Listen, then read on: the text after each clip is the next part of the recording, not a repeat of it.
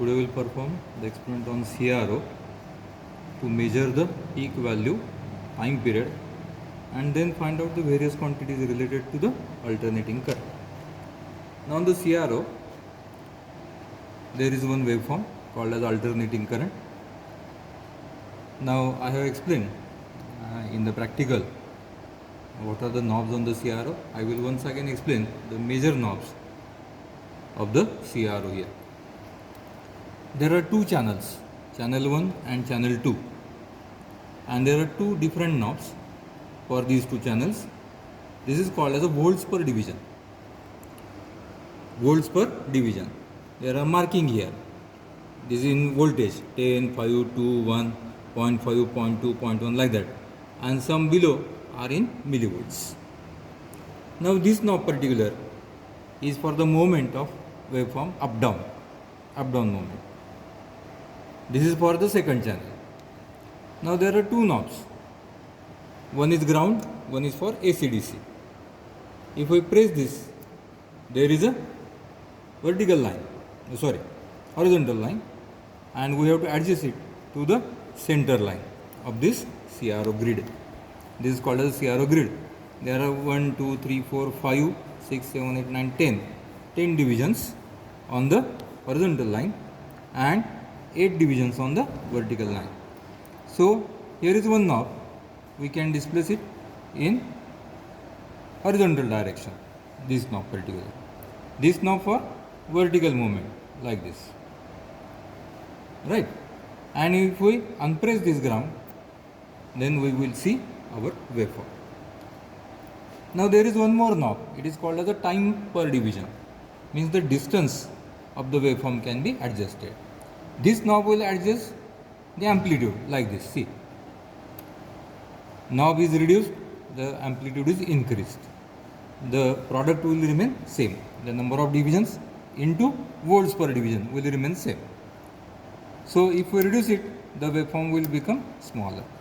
We have to measure the quantity exactly, so we will keep it in the measurable size. So we will put like this. Now times per division, the distance in the waveform gets increased like this. See. Now we have to measure one waveform distance, but it is not possible here, so we will adjust here. If we once again increase, it will come closer. It is difficult to measure or calculate exactly like this. The number of waves are increased here.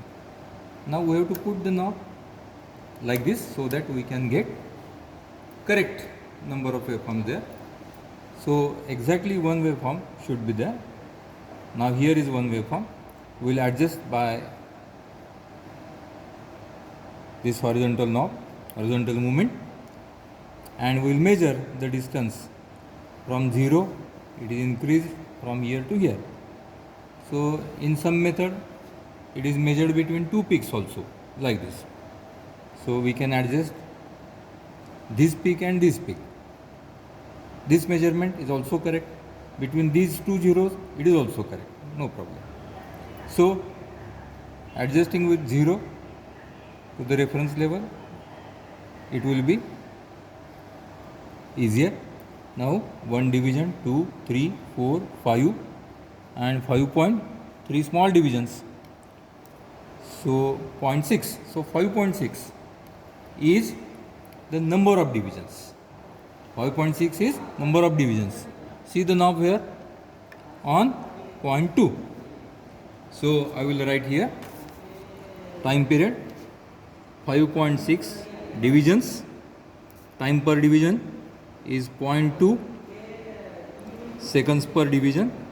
So here we will calculate like this: 5.6 into 0.2. 5.6 into 0.2. Then it will be 1.12 seconds. It is 1.12 seconds, not it is seconds. See, the knob correctly is on what point? It points to milliseconds. So we should write 0.2 as milliseconds. So our timing will come as milliseconds. 1.12 millisecond is the exact time of one cycle. It is called as a time period. So the time required to complete one cycle. Now our second part is to measure the amplitude. How to measure the amplitude?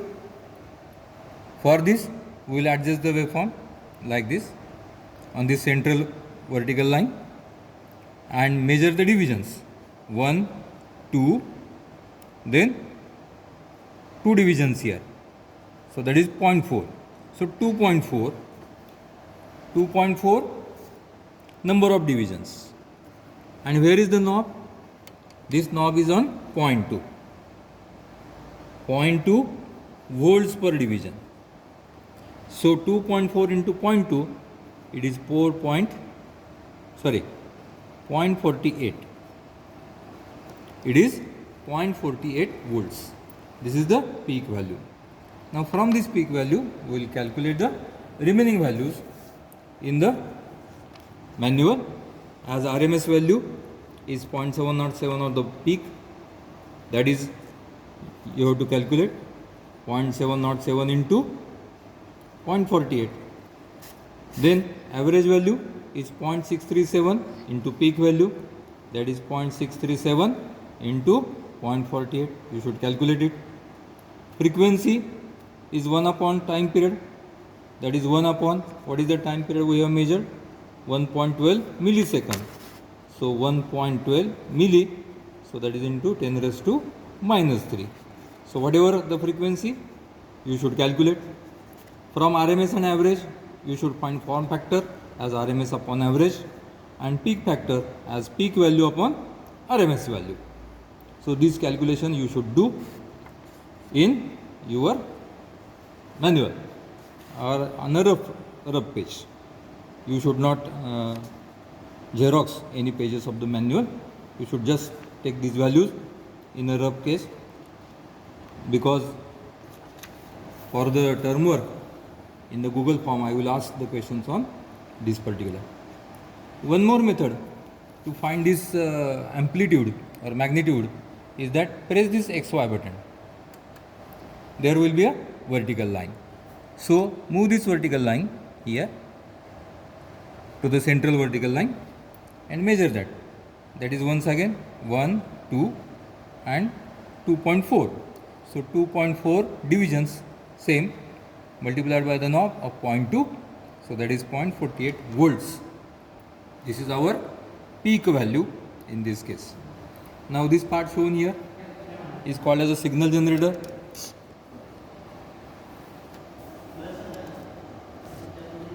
On this signal generator, we can have different waveforms also, as a sine wave, square wave, triangular, pulse, like this. We can have also the range of frequencies, that is from 2 Hz to 2 megahertz. We can change the frequency with these two knobs. There is adjustment of frequency variation like this here. We can increase or decrease, and from this we can change the magnitude, amplitude. See, the amplitude can be increased or decreased with the help of this amplitude knob. So these minimum functions required for you I have explained. We will stop here.